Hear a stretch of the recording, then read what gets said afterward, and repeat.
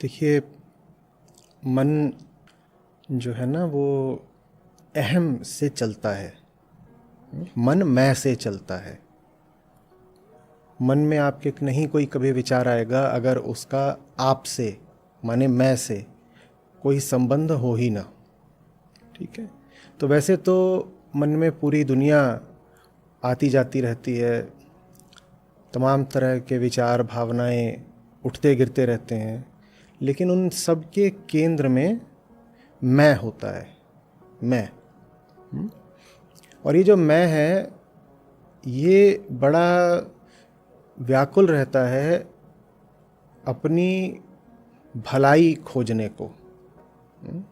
ये जो मैं है ये एक डरी हुई सी चीज़ है और परेशान है, बड़ा बेचैन रहता है।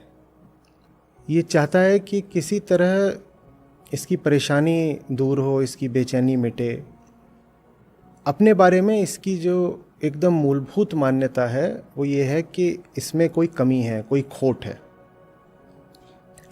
ऐसा इसको लगातार अनुभव होता रहता है कि कमी है, खोट है, लेकिन ये साफ साफ जान भी नहीं पाता कि कमी है कहाँ पर, खोट है कहाँ पर। तो ले देकर बस ये इतना करता है कि अंधेरे में हाथ पांव मारता रहता है।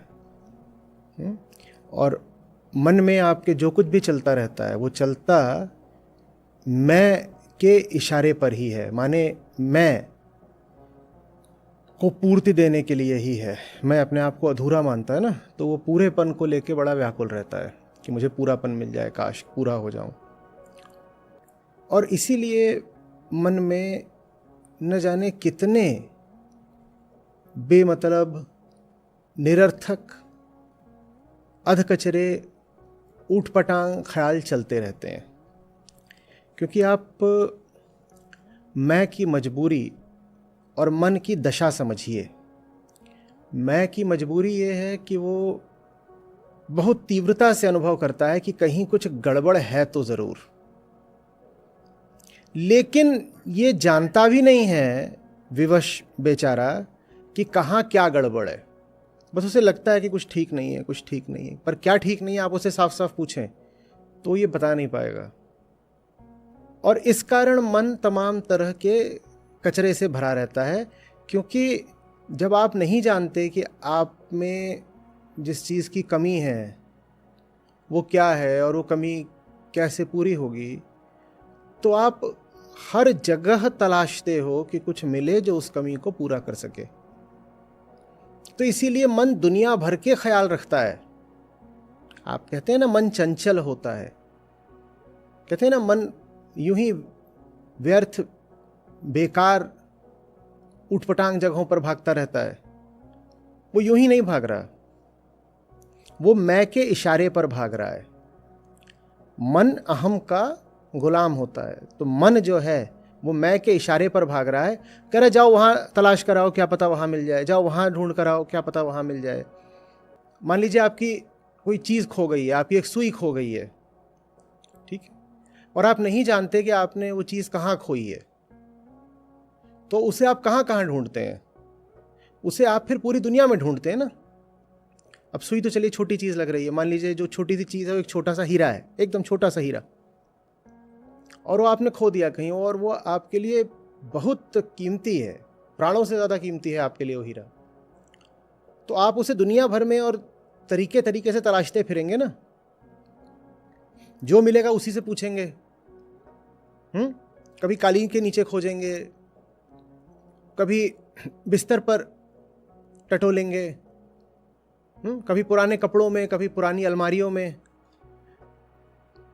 जहां जहां आपका बस चलेगा आप वहां वहां जाएंगे। तो मन का भी जहां जहां बस चलता है वो वहां वहां जाता है, उसका हीरा खोया हुआ है। फिर हम कहते हैं कि मन के भटकाव पर काबू कैसे पाएं। अरे भाई, मन तो मैं के इशारे पर जा रहा है, एक तरह का नौकर है वो, और नौकर तो मालिक की आज्ञा से ही रुकता है। और मालिक है तड़पता हुआ। मालिक नौकर को शांत कैसे बैठने देगा जब तक मालिक की तड़प नहीं शांत हुई। तो मैं की अपूर्णता का उपचार करना ही एकमात्र तरीका है मन को शांत करने का। जो लोग मन को शांत करना चाहते हो उन्हें मैं की तड़प का उपचार करना पड़ेगा, और मैं की तड़प के उपचार को कहते हैं आत्मज्ञान। मैं को जानना ही मैं का उपचार है। क्योंकि क्या बीमारी है उसको? बीमारी उसको ये है कि वो जानता नहीं ना कि वो क्या है और उसने क्या खोया है। यही तो बीमारी है कि वो नहीं जानता कि वो क्या है और उसने क्या खोया है। और आत्मज्ञान का मतलब ही है मैं को जानना। तो जब बीमारी है न जानना, तो उसका उपचार तो यही होगा ना कि जानो। तो आत्मज्ञान मैं की बीमारी का इलाज है, और मैं की बीमारी का इलाज हो जाता है तो मन की जो ये नाहक चंचलता है ये अपने आप फिर शांत पड़ जाती है। आत्मज्ञान क्या है? आत्मज्ञान है अपने बारे में मान्यताओं में न जीना, अपने बारे में कल्पना और छवि में न जीना, अपने यथार्थ से परिचित होना ही आत्मज्ञान है। आत्मज्ञान का कोई पारलौकिक अर्थ नहीं होता। आत्मज्ञान कोई बहुत गोपनीय बात नहीं है। आत्मज्ञान का इतना ही अर्थ है कि आप देखो अपने आप को और समझ जाओ कि किन वृत्तियों पर चल रहे हो, किस नीयत से जी रहे हो, क्या पाना चाहते हो, क्या खोना चाहते हो, किस बात से डरते हो। यही आत्मज्ञान है। तो अपने आप को देखना पड़ता है, अपने कर्मों को देखना पड़ता है, और वहां जानना पड़ता है कि ये है मेरे छुपे हुए डर, और इस प्रकृति की है मेरी कामनाएं। और जब अपने बारे में पता चलता है कि मैं ऐसा हूं, तो आप जैसे हैं वैसा रहने की विवशता खत्म हो जाती है। ये एक आपको बड़ी रोचक बात लगेगी। एक बार जो अपने आप को जान गया वो वैसा रह ही नहीं जाता जैसा वो है। जो अपनी हालत से परिचित हो जाता है उसकी हालत बदल जाती है। हम अगर बुरी हालत में हैं तो इसीलिए क्योंकि हम जानते ही नहीं हैं कि हम बुरी हालत में हैं, या हम यदि अनुभव भी करते हैं कि हमारी हालत बुरी है तो भी वो क्यों बुरी है, कैसे बुरी है, इससे हम वाकिफ नहीं होते। हम अपने बारे में मान्यताओं में जीते हैं, हम अपने बारे में भी छवियों में जीते हैं। जैसे कोई आईने के सामने खड़े होकर अपना मुंह ना देखना चाहे, बल्कि अपनी कोई मनचाही तस्वीर ही बार बार देखे और कहे मैं ऐसा हूं। हम अपने भी यथार्थ से नहीं, अपनी किसी तस्वीर, किसी छवि के सहारे जीते हैं। सत्य से हम बहुत दूर होते हैं। आत्मज्ञान का मतलब है जानो कि तुम्हारी सच्चाई क्या है। जैसे जैसे आपको पता लगने लगता है कि आप क्या चाह रहे हो, चीज़ों में थोड़ा गहराई में आप जाना शुरू करते हो, वैसे वैसे जो कचरा है वो अपने आप फिर आप पर अपनी पकड़ छोड़ने लग जाता है। ये बात पूर्णतया स्पष्ट नहीं हुई होगी, इसमें जो कुछ भी अटक रहा है उस पर आप प्रतिप्रश्न करें। आचार्य जी, मेरा प्रश्न ये है कि ये जो अहम है या ये जो मैं हूँ, ये मेरा मन है, मेरी आत्मा है कि मेरा शरीर है? ये किससे प्रभावित होके मेरा अहम इन दिशाओं में भागता है? नहीं, जब आप कहते हैं मेरा शरीर, ठीक है, तो जिसके शरीर की बात कर रहे हैं वो अहम है। जब आप कहते हैं मेरा मन, तो जिसके मन की बात कर रहे हैं वो मैं है। उसकी अपने आप में कोई वस्तुता नहीं होती है। वो अपने आप में कोई तथ्य, कोई सब्सटैंशियल वस्तु है नहीं, लेकिन फिर भी हमारे देखे तो वो सब कुछ है। हमारी तो चेतना के मध्य में ही मैं बैठा होता है, तो हमारे लिए तो वही सब कुछ है। तो अभी हम उसकी बात ऐसे ही करेंगे कि जैसे वो वास्तव में कुछ होता है। ठीक है, इस चर्चा के संदर्भ में हम ऐसे ही मैं की बात करेंगे जैसे वो सचमुच कुछ होता है। हालांकि जब आप और आगे बढ़ते हैं तो आप जानते हैं कि वो अपने आप में कुछ होता नहीं है, वो एक खालीपन मात्र है, वो कुछ भी नहीं है। वो कुछ ऐसी सी चीज़ है जिसका एहसास होता है पर वो वस्तु नहीं होती है। भ्रम हो जाते हैं ना, कई बार कोहरे में भूत दिखने लगता है ना, तो लगता तो है कि है पर होता नहीं है। अहम वैसा ही है, लेकिन अभी यही मानिए कि है। तो अहम क्या है? नहीं, आत्मा नहीं। आत्मा तो सत्य है।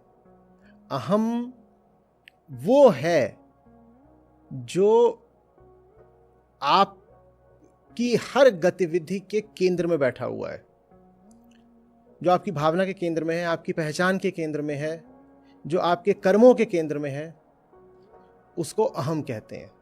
तो मैंने कहा मेरा मन, तो जिसका मन वो मैं। आप कहते हो ना मेरा हाथ, किसका हाथ? जिसका हाथ वो अहम। और वही जिसका हाथ है वो संतुष्ट नहीं है, न हाथ से न हाथ में पकड़ी गई वस्तु से। वो संतुष्ट नहीं रहता है। जब वो संतुष्ट नहीं रहता है तो वो हाथ का भी अनाप शनाप प्रयोग करता है, और उसका हाथ जगत के सामने हमेशा भिखारी की तरह पसरा हुआ ही रहता है।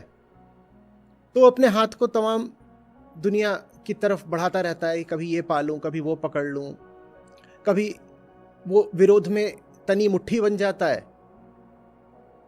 और कभी वो चौराहे पर किसी भिखारी की हथेली बन जाता है। ये मैं है। ये मैं है जो हाथ को संचालित करता है। ये मैं है जो हाथ के माध्यम से पूरी दुनिया से कोई रिश्ता बनाता है, उसे मैं बोलते हैं। वही अहम है, अहम। आचार्य जी, एक सवाल और था इससे संबंधित। जब तक स्पष्ट ना हो जाए आप पूछते रह सकते हैं, उसमें कोई दिक्कत नहीं है। मेरा सवाल आचार्य जी ये है कि ये जो अहम है, ये मेरी समझ से बाहर की जो वातावरण है, या जो हमारे रिश्ते हैं, या फिर हम जो जीवन जी रहे हैं मनुष्य का, जो हम धरती पे आकर जी रहे हैं, उससे ही मुख्य तौर पे प्रभावित रहता है, या उसी की संतुष्टि के लिए सारे काम करता है। लेकिन इसको हम अपने आत्म में आचार्य जी, हम अगर संतुष्ट कर भी लें, लेकिन जो वो परिस्थितियां फिर से बन जाती हैं, तो उस परिस्थितियों में फिर ये बह जाता है। तो इसके लिए आचार्य जी क्या कर सकते हैं हम लोग? नहीं, एक एक कदम लें। सबसे पहले तो ये कि ये अहम कहाँ से आता है। ये अहम जन्म से ही आता है। अहम वृत्ति जन्म से ही मौजूद होती है। वो आपको दुनिया से या समाज से नहीं मिलती है।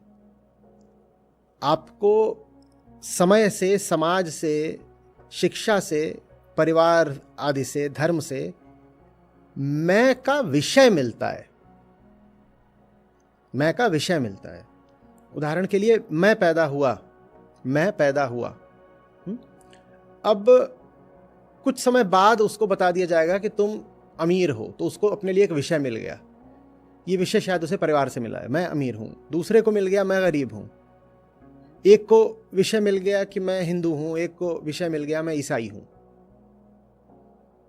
ये सब बाहर से आ रही हैं चीजें, ठीक है ना। एक को विषय मिल गया कि मैं फलानी विचारधारा का समर्थक हूं, क्योंकि उसके परिवार में सभी लोग उसी विचारधारा के मानने वाले थे। एक को विषय मिल गया कि मैं फलानी विचारधारा का विरोधी हूं। एक को मिल गया कि मैं लड़की हूं, एक को मिल गया मैं लड़का हूं। तो ये सब आपको समाज से मिलता है, लेकिन मैं भाव तो आप गर्भ से ही लेकर पैदा होते हैं, ठीक है। अब बताइए, इससे आप क्या पूछ रहे थे कि समाज से क्या? आचार्य जी, मेरा सवाल ये था कि ये जो अहम है, ये जो भी उसके वातावरण में चीजें हो रही, हाँ, उनसे प्रभावित होता है, प्रभावित होता ही है, और उन्हीं की संतुष्टि के लिए ये इधर उधर भागता रहता है। नहीं, ये उनकी संतुष्टि के लिए नहीं भागता है, ये अपनी संतुष्टि के लिए भागता है, उनके माध्यम से। संतुष्टि तो इसे अपनी ही करनी है। पूरी दुनिया को तो ये बस संसाधन के तौर पर इस्तेमाल करता है। संतुष्टि इसे किसी और की नहीं करनी है। इसकी मूल बेचैनी अपनी है। पूरी दुनिया के प्रति तो ये भोग का या हिंसा का या भय का या लोभ का रवैया रखता है। भाई, जब आप अधूरे होते हैं ना, तो दुनिया से आपके दो ही तरह के रिश्ते होते हैं। एक तो ये कि जो बचा खुचा भी मेरे पास है, कहीं दुनिया वो लूट ना ले जाए, एक ये आपका संबंध होता है। और एक ये होता है कि अरे, जो मुझ में अधूरापन है, जो मेरी अपूर्ण कामनाएं हैं, मैं दुनिया में कहाँ जाकर उनको पूरा कर लूँ। तो ये मैं जो है, ये दुनिया से इन्हीं दो तरह के रिश्ते बनाता है, बस। अब बताइए क्या पूछ रहे थे? आचार्य जी, ये सवाल मेरा यही था कि जैसे ये बाहर से प्रभावित है, या बाहर ही ये अपनी सारी चीजें ढूंढ रहा है या खोज रहा है, तो ये अंदर से संतुष्ट कैसे होगा, जो आपने बोला आत्मज्ञान करने के बाद? ये थोड़ा सा नया और रोचक हुआ। देखिए बाहर जो ये खोज रहा है ना चीज़ें, वो चीज़ें ये बाहर बहुत बार खोज चुका है। उदाहरण के लिए आपकी मान लीजिए कुछ उम्र हो, 20 वर्ष या 25 या 30 वर्ष। आप आज जो खोज रहे हैं वो भ्रमवश आपको लगता है कि नया है। आप कल जो खोजेंगे वो आशावश आपको लगता है कि और नया होगा। लेकिन जब आप ध्यान से जगत को और जगत के प्रति अपने प्रयासों को देखते हैं तो आप पाते हैं कि आप आज जो खोज रहे हैं वो आप कल परसों भी खोज चुके हैं और पा भी चुके हैं और पाकर पछता भी चुके हैं। आपको आज जो चाहिए वो कोई बहुत नई चीज नहीं है, वो आपको पहले भी मिल चुकी है। तो नयापन वहां कुछ नहीं है। दुनिया में एक ही चीज है जो रूप बदल बदल कर बहुत बार आपके सामने आती है, ठीक है। उस चीज के पीछे आप बचपन से पड़े हुए हैं, अनगिनत बार आपने उसको पाया है और खोया है। आपने आशा बांधी है, फिर आप निराश भी हुए हैं। जब आपको ये स्पष्ट हो जाता है कि अरे ये वही पुरानी तो चीज है, बस इसका आवरण बदल जाता है, इसका चेहरा रूप रंग बदल जाता है, नाम बदल जाता है, मैं फिर उसके पीछे भागना शुरू कर देता हूं। फिर जब तक मिलती नहीं तब तक पछताता हूं, और अगर कभी मिल गई तो पाकर और निराश हो जाता हूं कि अरे इसमें वो बात तो बनी ही नहीं जिसकी आशा थी। जब व्यक्ति ये देख लेता है तो फिर दुनिया के पीछे पागलों की तरह भागना बंद कर देता है। फिर एक विवेक आता है, फिर वो समझ जाता है कि जीने के लिए क्या औचित्य सही है। उसी को फिर विवेक पूर्ण जीवन कहते हैं, उसी को निष्काम कर्म भी कहते हैं। अभी भी ये स्पष्ट ना हुआ हो तो कहें। सर स्पष्ट हो गया है मुझे काफी हद तक। सर एक सवाल और था मेरा इसी संबंधित कि ये बार बार उसी गड्ढे में क्यों गिर जाता है जाके। तो इस वो जैसे आपने अभी बताया कि एक बार संतुष्ट होता है, फिर वो नई धारणाएं भ्रम बनाता है, उसके बाद फिर उसी में जाता है। तो ये विवेक पा लेने के बाद उसका कुछ माध्यम हो जो हम लोग पा ले तो ये दोबारा ना जाए उस तरफ। क्योंकि सब गड्ढे अलग अलग रूप लेकर आते हैं ना।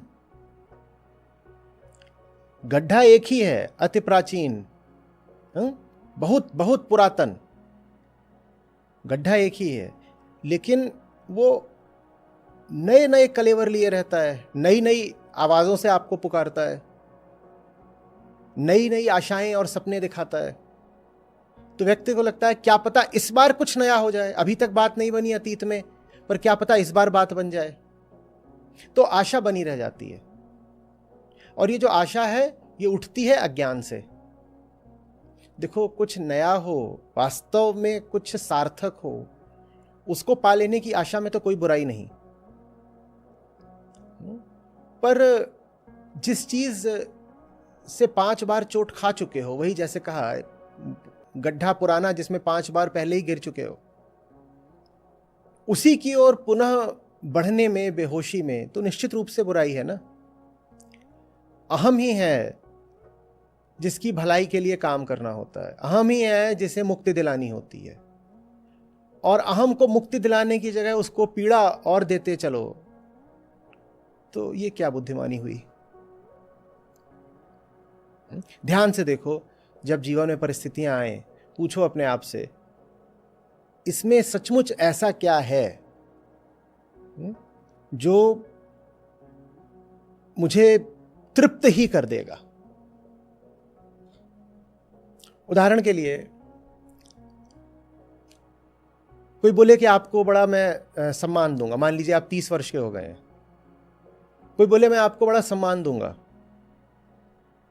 आप मेरा फलाना काम कर दीजिए, मैं बहुत बड़े मंच पर आपका स्वागत या सम्मान समारोह आयोजित करूंगा, ठीक है। इस तरह से कोई आपको बोले तो मन में लालच उठ सकता है। आप कह सकते हो कि अच्छा, ये आदमी जो भी शर्त पूरी करने को कह रहा है हम करे देते हैं, ये आदमी जो भी दाम मांग रहा है हम दिए देते हैं, बदले में हमें बहुत सारा सम्मान मिलेगा और बहुत लोग ताली बजाएंगे, बहुत लोग जान जाएंगे हमको। और फिर आप बगल में थोड़ा सा देखें मुड़ करके तो आपका मान लीजिए छोटा भतीजा बैठा हुआ है, ठीक, और भतीजा है कुल 13-14 साल का टीनेजर, और वो क्या कर रहा है, वो तरह तरह के मुंह बना करके इंस्टाग्राम पर अपनी तस्वीरें डाल रहा है।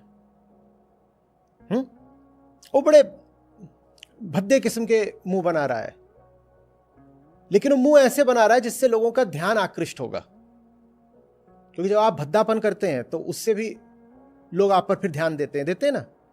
बल्कि सही काम करके लोगों का ध्यान नहीं मिलता, भद्दा काम आप करें तो लोगों का ध्यान जरूर मिल जाएगा। तो आपका 13-14 साल का भतीजा बैठा है और वो अपनी भद्दी तस्वीरें डाल करके गिन रहा है कि मुझे आज लाइक कितने मिले और उस पर कमेंट कितने आ गए मेरी पोस्ट पर और शेयर कितने हो गए। ये सब चीजें अपना बैठ के गिन रहा है। तत्काल आपको कौंध जाना चाहिए कि मैं 30 का, भतीजा 13 का, हम दोनों में अंतर ही कहां है। वो भी तो यही बैठ के गिन रहा है कि समाज में कितने लोगों ने मुझे लाइक कर दिया, और बहुत बड़े मंच पर मेरा सम्मान किया जाएगा तो मैं भी तो वहां बैठकर यही गिन रहा हूंगा कि मुझे कितने लोगों ने लाइक कर दिया। और जब आप ये देखेंगे तो फिर आप ये भी देखेंगे कि फिर अंतर कहां है उनमें भी जो किसी भी बड़े से बड़े पद की आशा इसलिए रखते हैं कि उनको जगत से सम्मान मिलेगा। चाहे वो विश्व के सब राष्ट्रपति प्रधानमंत्री लोग हों, अगर उनकी उम्मीद यही रही है कि मैं कोई ओहदा पा लूं ताकि लोग मुझे जाने और मुझे इज्जत दें, चाहे वो कोई सरकारी नौकरी पाने का आकांक्षी हो जो कह रहा हो कि एक बार मुझे ये बड़ा पद मिल गया, ये वाली नौकरी मिल गई, कुछ भी, मैं कलेक्टर बन गया तो बहुत लोग मुझे सलाम ठोकेंगे। और चाहे फिर वो 13 साल का आपका भतीजा हो जो इंस्टाग्राम पर कुछ कुछ करके लोगों से वाहवाही पाना चाहता है। अंतर कहाँ है?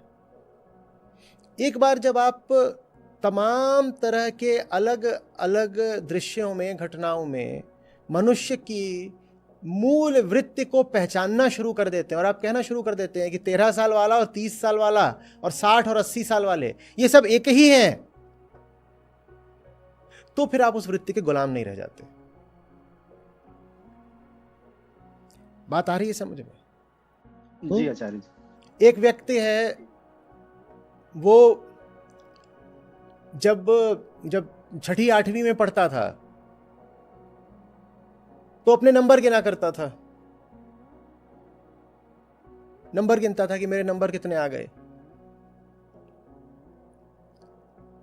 और क्यों गिनता था? क्योंकि बड़ी होड़ थी उसमें, बड़ा प्रतिस्पर्धी मन था, दूसरों से आगे रहना है नंबरों में। हाँ, फिर वो मान लीजिए इंजीनियरिंग करने किसी कैंपस में गया और वहां से जब निकल रहा था तो वो गिन रहा था कि प्लेसमेंट में पैसे कितने मिले। वहां भी वो एक आंकड़ा गिन रहा था। जब वो 6ठी में था तो एक आंकड़ा गिनता था कि मेरे नंबर कितने आए, और वो भी तुलनात्मक रूप से, रिलेटिवली, कितने नंबर आए, दूसरों से कम है ज्यादा है। जब वो प्लेसमेंट के लिए बैठा तो वहां भी वो अपने अंक ही गिन रहा था कि मुझे जो आंकड़ा मिला है CTC, वो दूसरों से कम है कि ज्यादा है।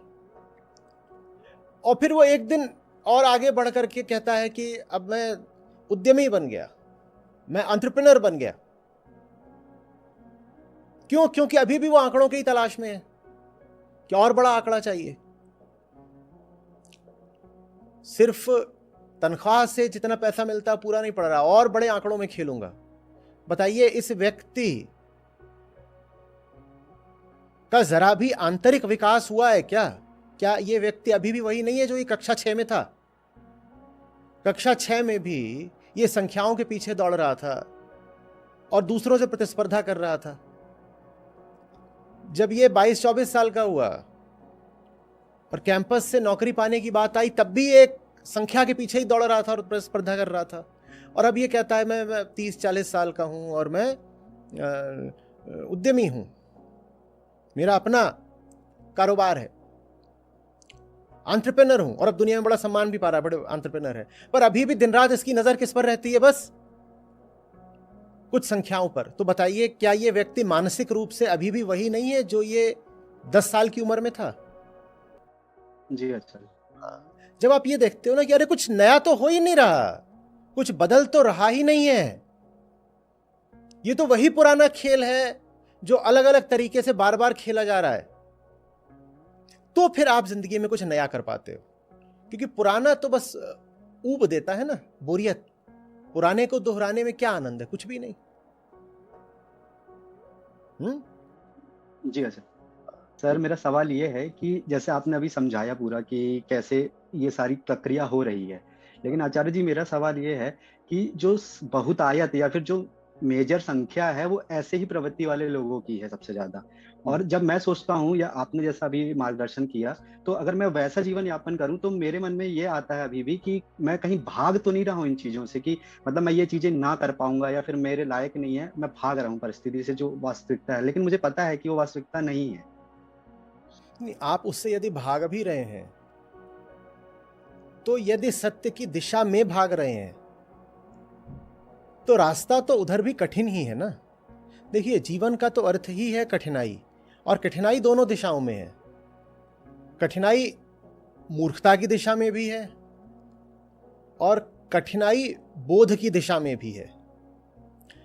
तो जो मूर्खता की दिशा को छोड़ेगा उसने मूर्खता के साथ आने वाली सारी कठिनाइयों का त्याग तो करा, निश्चित रूप से बिल्कुल ऐसा करा है कि अब मैं उन कठिनाइयों को नहीं झेलूंगा। लेकिन साथ ही साथ ये भी तो समझिए कि उसने अपने लिए नई कठिनाइयां भी तो चुन ली हैं। तो उसको भगोड़ा कहना उचित नहीं होगा, उसको भगोड़ा कहना उचित नहीं होगा। हम उदाहरण जिस व्यक्ति का भी ले रहे थे कि छठी में था तो अंकों के लिए प्रतिस्पर्धा करता था। अंकों के लिए प्रतिस्पर्धा करना भी मेहनत का काम है। फिर नौकरी के लिए भी प्रतिस्पर्धा मेहनत का काम है। फिर अगर कोई स्वरोजगारी हो जाता है, अपना ही काम धंधा शुरू कर देता है, वो भी मेहनत का काम है बड़ी। तो यदि कोई इन सब रास्तों को छोड़ता है तो ऊपर ऊपर से ऐसा लग सकता है कि उसने मेहनत का रास्ता छोड़ दिया, लेकिन उसने मेहनत का रास्ता नहीं छोड़ा है, क्योंकि इनको छोड़ करके अब आप जिस दिशा में जाएंगे वो रास्ता और ज्यादा मेहनत का है। अरे भाई, मूर्खता छोड़ी है, मेहनत थोड़ी छोड़ दी है। अंधे रास्तों पर चलना छोड़ा है, चलना थोड़े ही छोड़ दिया है। पुरानी ही किसी चीज का पुनर्चक्रण छोड़ा है, नव निर्माण थोड़े ही छोड़ दिया है ना। तो मेहनत इसमें भी है कि रात भर एक गड्ढा खोदो और दिन को उसको भर दो, फिर पुनः रात को खोदो, फिर दिन को उसको भर दो। मेहनत इसमें भी है। और कोई कहे मैं ये काम नहीं करता, कोई कहे मैं ये काम नहीं करता, तो मुझे बताइए वो मेहनत से इनकार कर रहा है या मूर्खता से? मूर्खता से। लेकिन आरोप उस पर ही लग सकता है कि उसने मेहनत से इनकार कर दिया है। कोई कह सकता है अरे तुम जीवन की चुनौतियों को पीठ दिखा रहे हो। इस तरह के व्यंग सुनने को मिल सकते हैं, है ना। और जीवन की चुनौती का उन्होंने अर्थ क्या करा है कि रात भर गड्ढा खोदो और दिन में गड्ढा भर दो, फिर रात को खोदो फिर भर दो। इसको वो कहते हैं यही तो असली जीवन है, यही जीवन की चुनौती है, चलो इन चुनौतियों का सामना करो। अरे भाई, चुनौतियों का सामना करने को हम तैयार हैं, पर मूर्खता करने को हम तैयार नहीं हैं, है ना। तो हम ये नहीं करेंगे। अगर हमें मेहनत करनी है तो हम निर्माण करेंगे, हम एक भव्य नई जीवन की इमारत खड़ी करेंगे, एक सुंदर मंदिर खड़ा करेंगे, है ना। अगर हमें गड्ढा खोदना ही है तो हम किसी मंदिर की नींव खोदेंगे ना, ताकि फिर उस पर कुछ भव्य सा सुंदर सा निर्मित हो सके। ठीक है, तो इस बात में मत आइएगा कि आप उद्यम को, साहस को और श्रम को पीठ दिखा रहे हैं। नहीं नहीं नहीं, हमने मूर्खता का त्याग करा है, हमने पौरुष का त्याग नहीं कर दिया, हमने श्रम और उद्यम का त्याग नहीं कर दिया, बल्कि सही काम करने में कहीं ज्यादा श्रम और साहस लगता है।